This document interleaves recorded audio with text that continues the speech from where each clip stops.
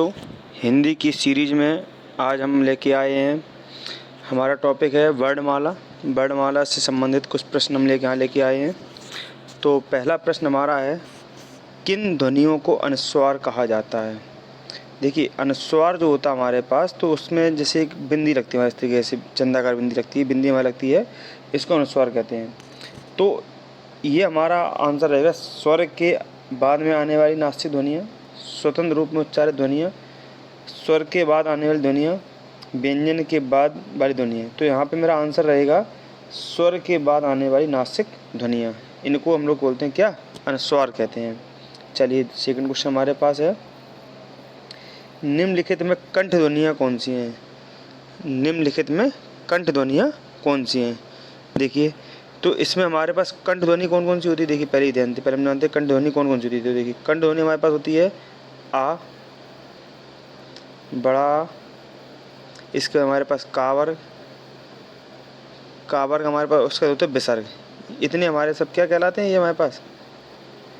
हमारे पास कहलाते हैं कंठ ध्वनि कहलाती है हमारे पास। तो कंठ ध्वनि का जो उच्चारण स्थान होता है वो क्या होता है, कंठ होता है हमारे पास, कंठ। तो यहाँ पे देखिए, हमारे पास यहाँ पे का और खा, ये हमारा किस में आता है, ये हमारा का और खा हमारे पास आता है, ये जो हमारा का और खा है हमारे पास, तो ये आता है का वर्ग में आता है। तो ये हमारा क्या कहलाएगा, कंठ ध्वनि कहलाएगा।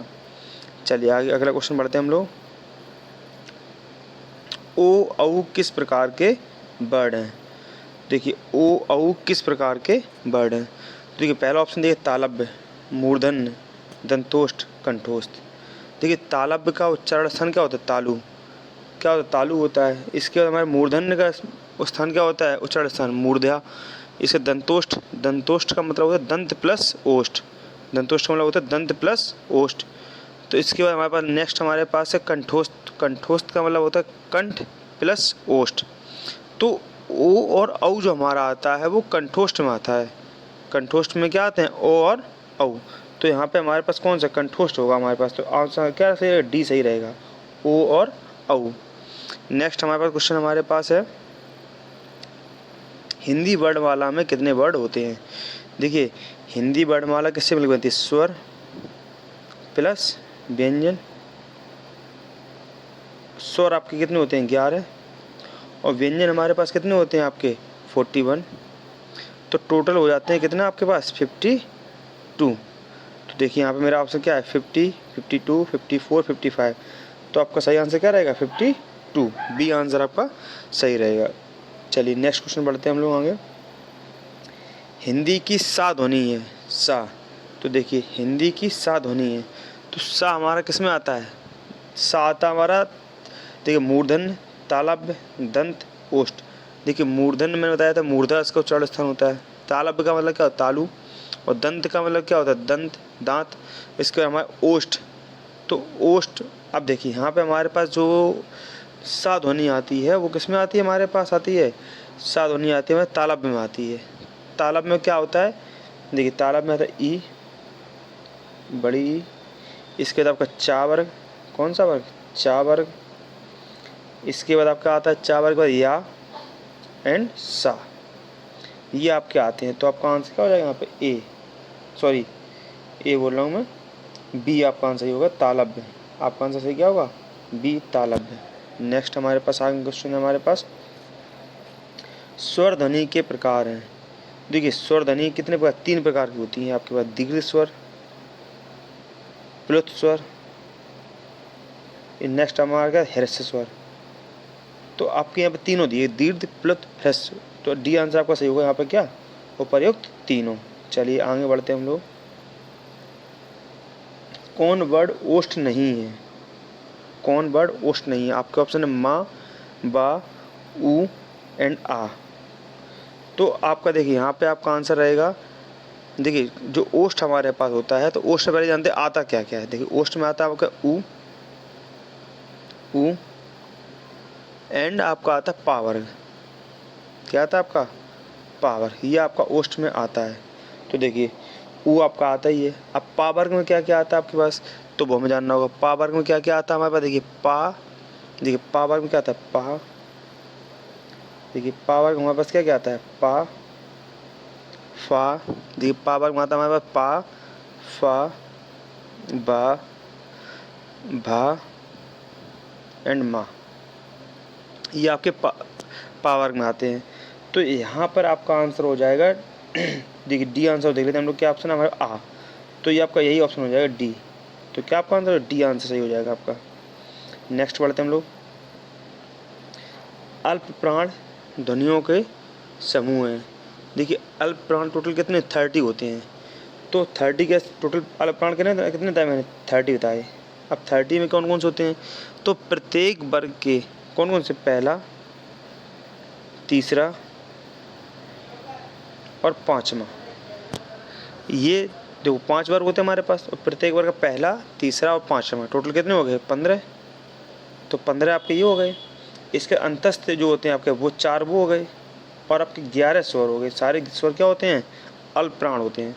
तो देखिए यहाँ पे हमारे पास, तो यहाँ से आपका आंसर जो हो जाएगा 7 का बी आंसर हो जाएगा आपका। ठीक है, नेक्स्ट बढ़ते क्वेश्चन हम लोग आएंगे। वर्ड शब्द का सार्थक अर्थ नहीं होता है। देखिए पहले हम जानते हैं वर्ड शब्द होता क्या है, तो वर्ड का मतलब होता है जिस ध्वनि के और टुकड़े ना हो सकें, जिस ध्वनि के और टुकड़े ना हो सकें। तो यहाँ पे आपका दिया रंग, आकाश, जाति और अक्षर।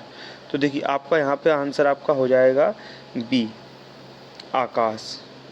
नेक्स्ट बढ़ते हैं हम लोग क्वेश्चन में, निम्न में अर्ध स्वर कहलाता है। देखिए जो आपके अर्ध स्वर होते हैं वो आपके 2 होते हैं, एक होता है या एंड वा, ये 2 आपके अर्ध स्वर होते हैं।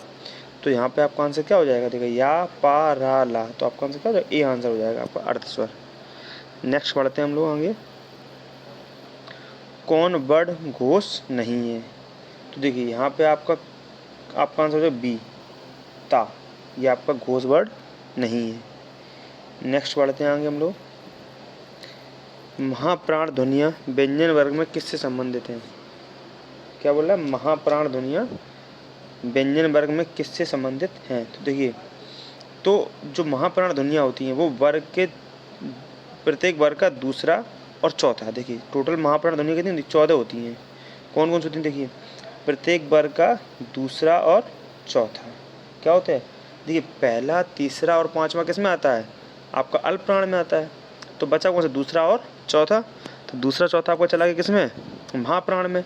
तो दूसरा, चौथा और जितने ऊष्म व्यंजन होते हैं आपको, टोटल के ऊष्म व्यंजन कितने होते हैं, 4 होते हैं ऊष्म व्यंजन। ठीक है, टोटल ऊष्म व्यंजन जो होते हैं 4, तो ये हमारे पास हो जाते हैं। तो यहाँ पे आपका आंसर क्या बनेगा, देखिए दूसरा चौथा, तो आपका सी आंसर सही आएगा, दूसरा और चौथा।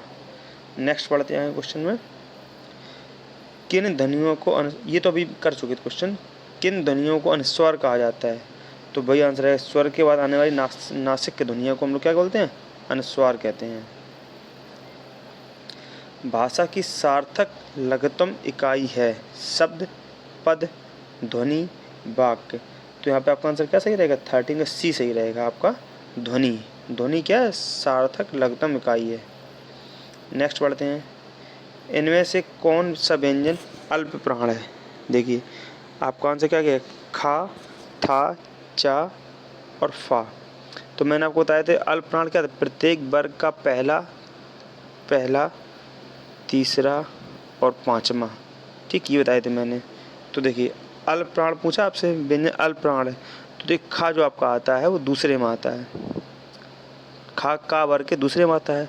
बचा था हमारा ता वर्ग के दूसरे में आता है। चा, तो चा वर्ग हमारा देखिए पहला, तीसरा, पाँच, चा वर्ग का पहला ही चा होता है। और फा क्या होता है हमारे पास, पा वर्ग का दूसरा।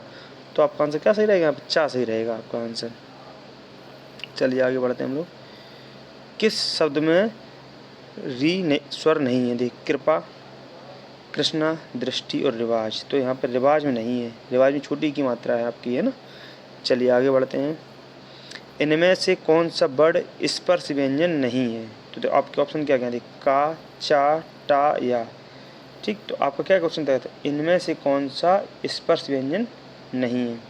तो देखिए जो आपका स्पर्श व्यंजन होता है आपका, तो वो कितने टोटल 27 होते हैं स्पर्श व्यंजन।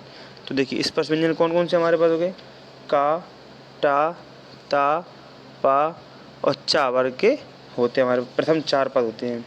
प्रथम चार होते हैं वो क्या होते हैं, स्पर्श व्यंजन होते हैं। अब देखो कौन कौन सा नहीं है, देखो का हो गया, चा हो गया, तो ये तो हो गया प्रथम चार में आ गया हमारे पास, टा हो गया और या हो गया। तो आपका आंसर यहाँ पे क्या हो जाएगा, जो या जो होता है वो प्रथम चार में नहीं आता है, तो आपका ये या क्या आ जाएगा, चला जाएगा यहाँ से, ठीक है। और या ला किस में आती है, या रा ला बा अंतस्थ व्यंजन में आते हैं हमारे पास ये। चलिए आगे बढ़ते हैं। निम्नलिखित में दंतब्द वर्ड है, देखिए दंतब्द, दंतब्द का मतलब क्या होता है, जिसका उच्चारण के दंत होता है, और दंत में क्या आता है आपका ता वर्ग, कौन सा वर्ग है, ता वर्ग। इसके बाद आपका क्या होता है, ला और सा, ये आपके दंतब्द में आते हैं। तो देख लीजिए यहाँ पे आपका ता वर्ग में ता मिल गया आपको, यहाँ पे या चा ऊ नहीं होगा, तो आपका आंसर क्या मिलेगा, ता रहेगा, सी आंसर सही हो जाएगा आपका यहाँ पे। चलिए आगे बढ़ते हैं। चलिए आज के लिए इतना ही काफ़ी है। तो इस प्रकार के नए प्रश्नोत्तरी के देखने के लिए आप हमसे जुड़े रहिए, डेली आपके सामने लेके आएंगे अलग अलग टॉपिक से, अलग अलग सब्जेक्ट से नए नए क्वेश्चन। धन्यवाद।